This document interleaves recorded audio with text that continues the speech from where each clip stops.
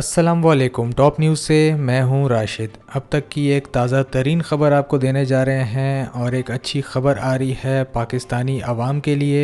वज़ीर आज़म शहबाज शरीफ ने शमसी तवानाई से बिजली पैदा करने के मंसूबे की मंजूरी दे दी।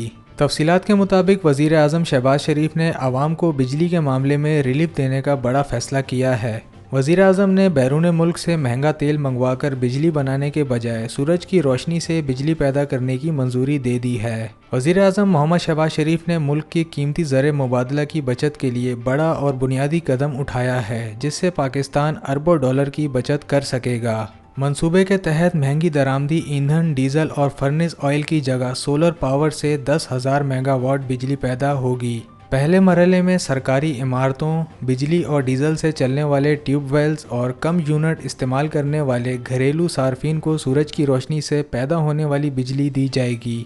शहबाज शरीफ ने मुताल्लिका इदारों को मंसूबे पर हंगामी बुनियादों पर काम शुरू करने की हिदायत की है। वज़ीर आज़म ने आइंदा हफ्ते तमाम मुताल्लिका अफराद को बोलियों से पहले प्री बैट कॉन्फ्रेंस मुनक्किद करने का भी हुक्म दिया है।